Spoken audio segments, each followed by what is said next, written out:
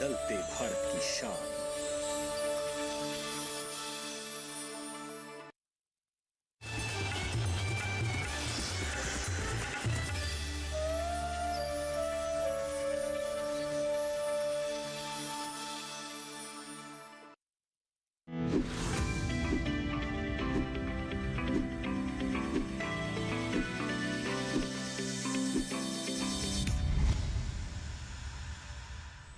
नमस्कार।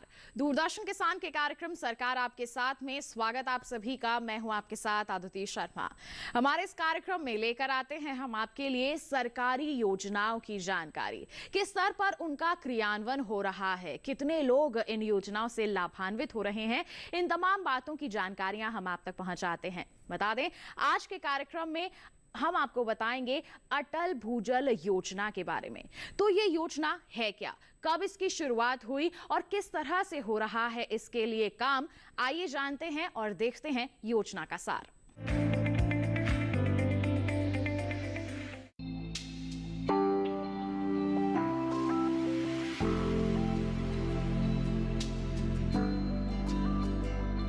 जल के बिना जीवन की कल्पना भी नहीं की जा सकती।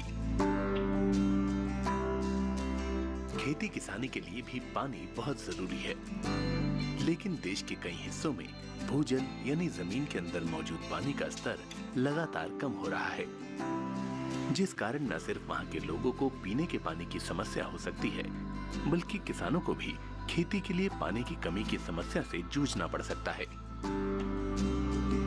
हालांकि घटते भूजल स्तर को सुधारने की दिशा में सरकार लगातार प्रयास कर रही है। इसी क्रम में प्रधानमंत्री श्री नरेंद्र मोदी जी ने 25 दिसंबर 2019 को अटल भूजल योजना की शुरुआत की थी। अटल भूजल योजना को अटल जल के नाम से भी जाना जाता है। ऐसे समय में जब देश के कुछ राज्यों में भूजल स्तर घट रहा है, तो भूमिगत जल में सुधार लाने के लिए अटल भूजल योजना एक बेहतर प्रयास साबित हो रही है। पानी की समस्या से निपटने के लिए शुरू की गई अटल भूजल योजना पर 5 सालों में 6,000 करोड़ रुपए खर्च होंगे, जिसमें से 50% यानी 3,000 करोड़ रुपए वर्ल्ड बैंक से ऋण के रूप में हैं और बाकी 50% यानी 3,000 करोड़ रुपए की बजटीय मदद केंद्र सरकार करेगी। राज्यों को केंद्रीय मदद अनुदान के रूप में दी जाएगी, यानी राज्यों पर इस योजना का वित्तीय बोझ नहीं पड़ेगा। अटल भूजल योजना 5 सालों की अवधि यानी 2020-21 से 2024-25 में लागू की गई है। इस योजना का मकसद देश के उन इलाकों में भूजल के स्तर को ऊपर उठाना है जिन इलाकों में भूजल का स्तर काफी नीचे चला गया है। इन राज्यों में गुजरात, हरियाणा, कर्नाटक, मध्य प्रदेश, महाराष्ट्र, राजस्थान और उत्तर प्रदेश शामिल हैं। अटल भूजल योजना के अंतर्गत इन 7 राज्यों के 78 जिलों में 8,350 गांवों को फायदा मिलेगा। ये राज्य भारत के कुल भूजल के दोहन के संदर्भ में 25% प्रतिनिधित्व करते हैं, जहां अत्यधिक दोहन वाले, अत्यधिक जोखिम और कम जोखिम वाले ब्लॉक हैं। अटल भूजल योजना का उद्देश्य भूजल प्रबंधन को बढ़ावा देना और किसानों की आय को दोगुना करना है। योजना के तहत सरकार खेती के लिए पर्याप्त मात्रा में जल भंडारण करना चाहती है। भूजल योजना का क्रियान्वयन जल संसाधन, नदी विकास और गंगा संरक्षण विभाग, जल शक्ति मंत्रालय द्वारा किया जा रहा है। अटल भूजल योजना में एक प्रावधान किया गया है जिसके तहत अच्छा काम करने वाली ग्राम पंचायतों को ज्यादा आवंटन दिया जाएगा। योजना के तहत राज्यों को अनुदान के रूप में मदद दी जाएगी। इतना ही नहीं, सरकार की ओर से जल सुधार के लिए जागरूकता अभियान भी चलाए जाएंगे। ये योजना न सिर्फ जल निकायों को पुनर्जीवित करने में मदद करेगी, बल्कि इस योजना के जरिए खास तौर से ग्रामीण क्षेत्रों में भूजल के स्तर में भी सुधार होगा।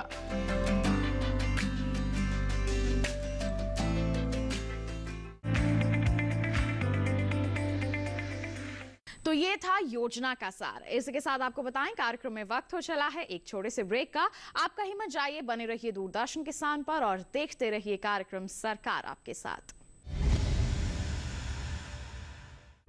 नमस्कार, उपज में आपका स्वागत है।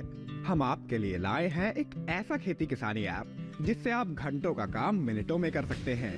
साथ ही सीधा कृषि विशेषज्ञों के साथ जुड़कर अपनी सभी समस्याओं का समाधान पा सकते हैं। उपज तकनीकी खेती के साथ आपके लिए लाया है मिट्टी की जांच, जिससे आप जान सकते हैं मिट्टी में उर्वरक की सही मात्रा। फसल बीमा योजना, जो आपकी फसलों को रखे सुरक्षित। अब घर बैठे करें सैटेलाइट के माध्यम से खेत की निगरानी। इतना ही नहीं, अब आप कृषि विशेषज्ञों के साथ निशुल्क चैट व कॉल भी कर सकते हैं, और ये सब केवल एक ऐप में। उपज, किसान का सुपर ऐप।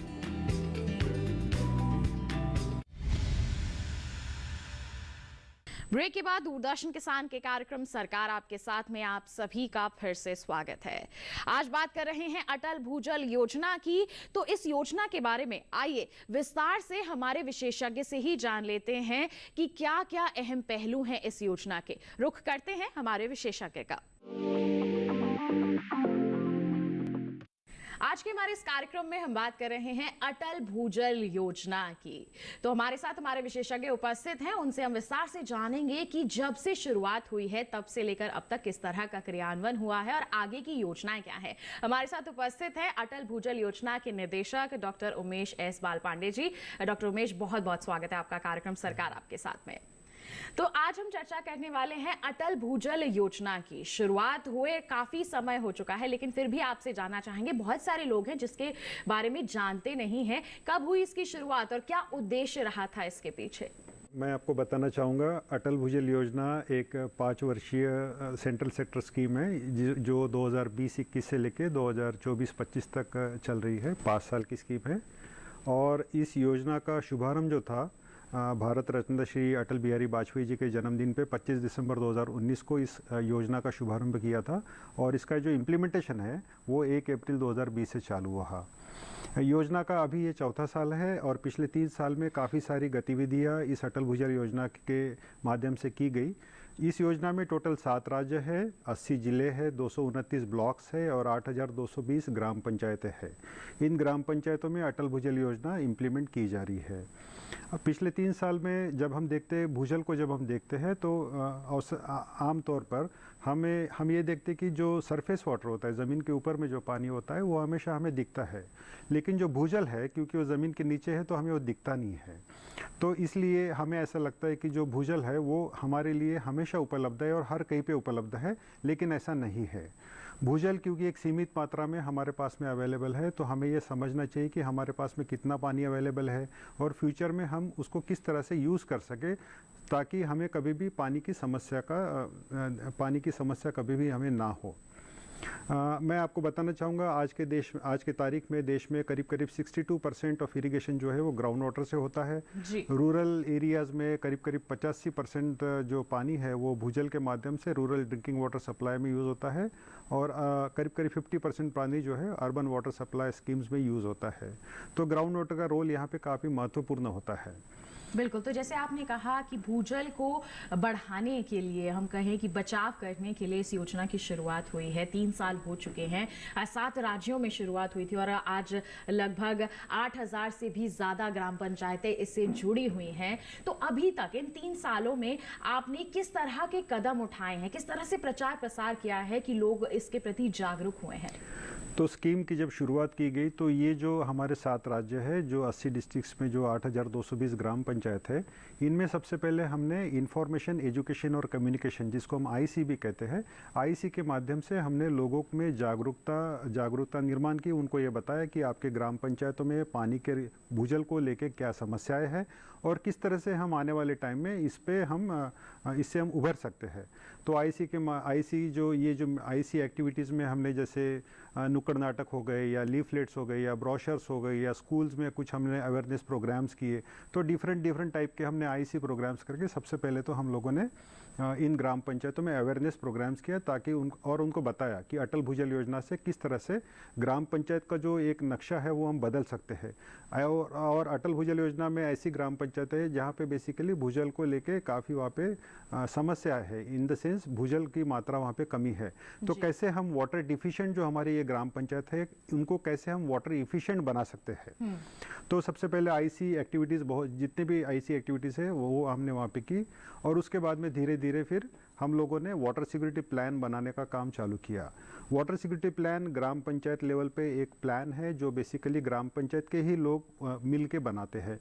और इसमें जो हमने अटल भूजल योजना में एक डिस्ट्रिक्ट इम्प्लीमेंटेशन पार्टनर जो बेसिकली एनजीओज है, ये एनजीओज वो लोग हैं जो ग्राम पंचायत लेवल पे काम कर रहे हैं, लोगों से जुड़े हुए हैं और उनके भाषा से काफ़ी परिपक्व है, वो समझते हैं। तो ग्राम पंचायत के जो लोग हैं वो भी डीआईपी जो है, ये जो बेसिकली डिस्ट्रिक्ट इम्प्लीमेंटेशन पार्टनर्स है, इनके साथ में काफ़ी मेल उनको समझ सकते हैं, मतलब उनको एक अपनापन सा लगेगा।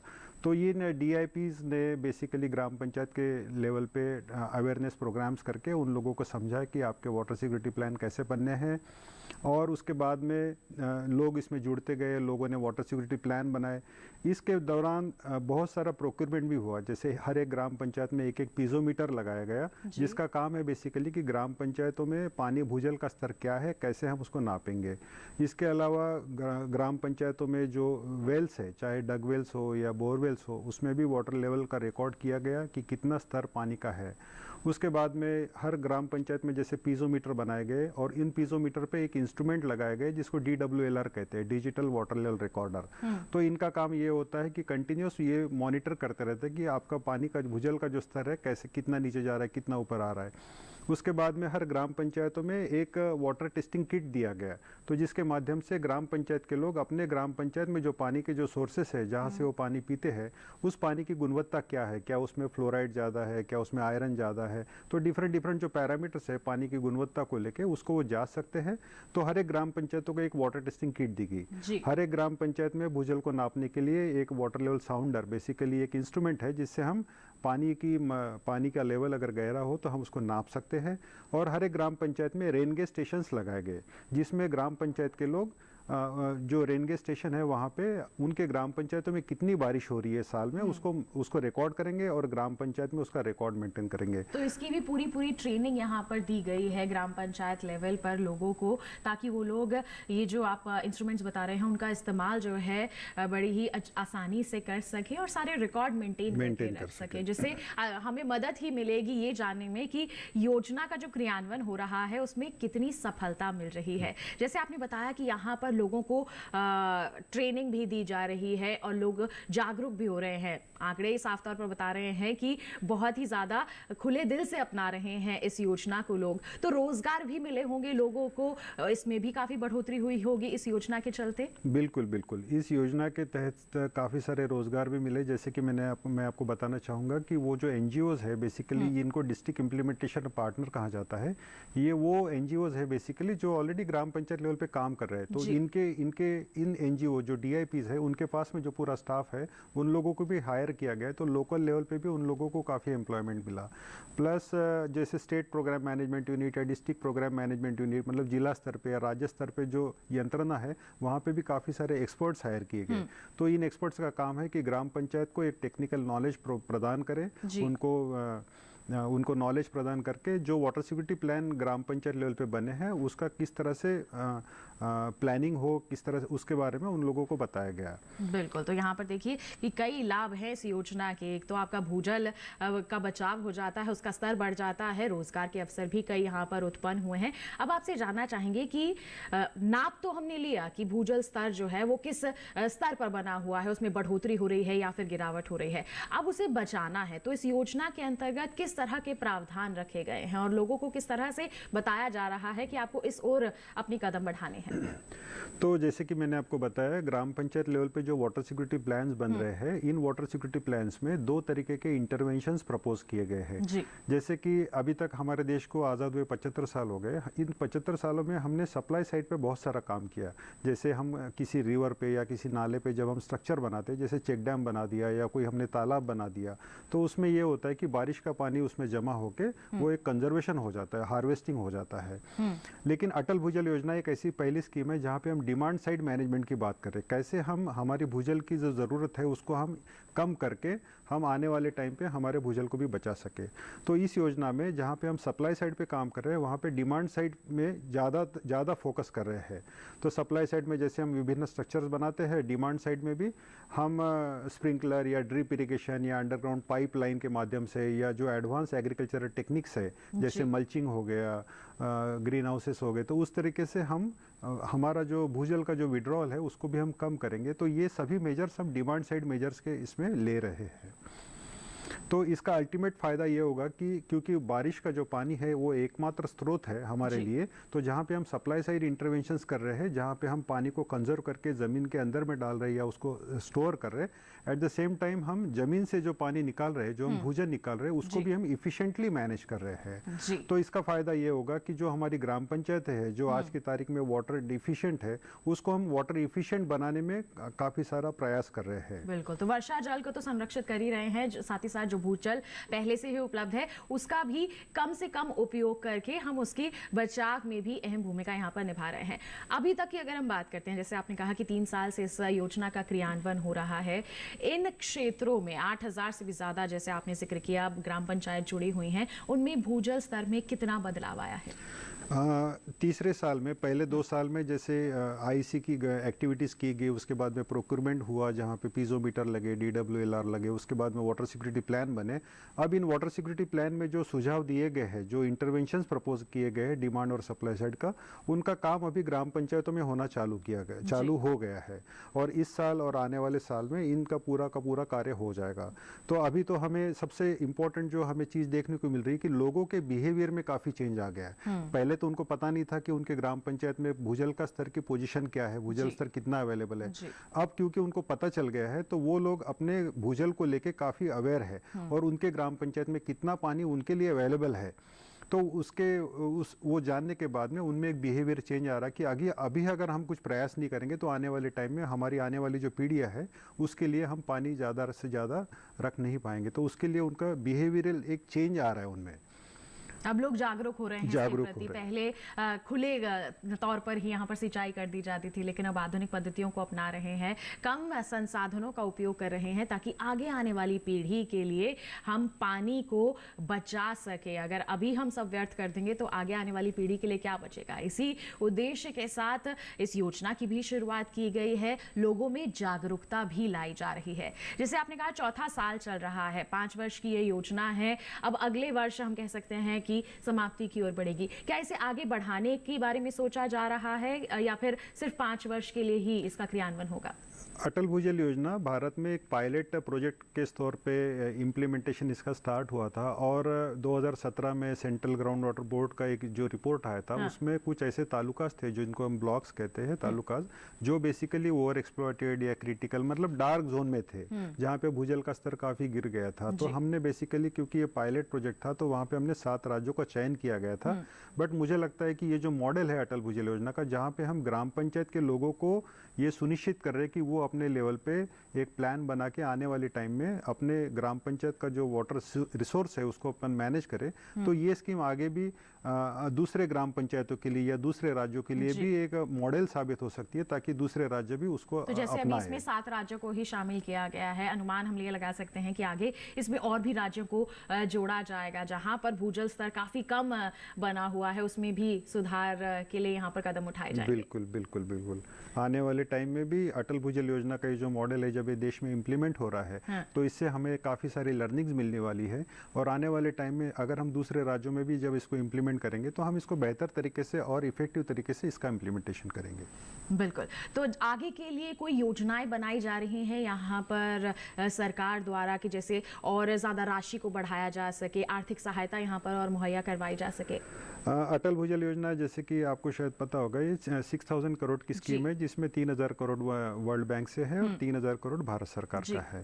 तो इस योजना को अगर हम देखें तो आने वाले टाइम में अगर ऐसी कुछ नए राज्य अगर इसमें जुड़ते हैं, तो डेफिनेटली भारत सरकार ये प्रयास करेगी कि इसमें ज़्यादा से ज़्यादा और अमाउंट प्रोविजन करके, राशि का प्रोविजन करके दूसरे राज्यों में भी इसको इम्प्लीमेंट किया जा सकता है। बिल्कुल। तो आप इस बेहतरीन योजना से जुड़े हुए हैं, सारे लोगों को जागरूक कर रहे हैं कि किस तरह से वो पानी का बचाव करें, भूजल स्तर को बढ़ाने में अपना योगदान दें। तो हमारे कार्यक्रम के माध्यम से क्या संदेश देना चाहेंगे हमारे सभी देशवासियों को पानी के बचाव के लिए और भूजल स्तर को बढ़ाने के लिए? मेरा संदेश यही है, क्योंकि हम बोलते हैं कि हमारा जो देश है वो एक्चुअली गांव में बसता है, तो अगर गांव का पानी अगर सुनिश्चित करे और देश की आर्थिक स्थिति जो होती है, जो उसका इकोनॉमी होता है, वो क्योंकि वाटर से काफ़ी रिलेटेड होती है। अगर हमारे ग्राम पंचायतों में अगर हमें कृषि के लिए अगर पानी उपलब्ध हो तो हमारे लिए सुनिश्चित होगी कि हमारे लिए खाने की जो फूड प्रोडक्शन है उसमें वो हम इंश्योर कर सके। तो मैं ये कहना चाहूँगा कि अगर भूजल को अगर बचाना है तो सब लोगों का एकत्रित होना, संगठित होना, कम्युनिटी का पार्टिसिपेट होना और उनके ग्राम पंचायतों में जितना भी वाटर रिसोर्स है उसके प्लानिंग प्रोसेस में उनको इसमें इन्वॉल्व होना वो उनके लिए बहुत ज़रूरी है।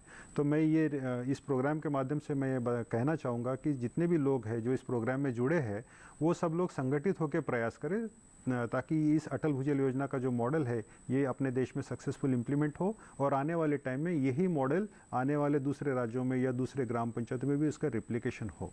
बिल्कुल, बहुत बहुत धन्यवाद करना चाहेंगे आपका डॉक्टर उमेश, आप हमारे साथ यहाँ पर उपस्थित हुए, सभी को आपने जागरूक किया है भूजल स्तर को बढ़ाने के लिए, पानी के बचाव के लिए और साथ ही साथ इतनी महत्वाकांक्षी योजना अटल भूजल योजना के प्रति बहुत बहुत धन्यवाद। एक बात मैं यहाँ पे और बताना चाहूँगा कि ग्राम पंचायत लेवल पे जो वाटर सिक्योरिटी प्लान बन रहे हैं उसमें जितने भी इंटरवेंशंस प्रपोज किए गए, सप्लाई साइड या डिमांड साइड है, ये इंटरवेंशंस बेसिकली सरकार के जो विभिन्न डिपार्टमेंट है, जैसे एग्रीकल्चर डिपार्टमेंट है, इरिगेशन डिपार्टमेंट है, हॉर्टिकल्चर डिपार्टमेंट है, माइनर इरिगेशन डिपार्टमेंट है, जिला परिषद से, तो ये सब लोग उसमें इन्वॉल्व है। तो यहाँ पे इस योजना में अगर हम एक खास बात देखें तो ग्राम पंचायत के लोग भी इसमें इन्वॉल्व है और सरकार की जो यंत्रणा है, सरकार के जो विभाग है, उसके जो अधिकारी है, उसके जो कर्मचारी है, वो लोग भी उसमें काफी इन्वॉल्व है।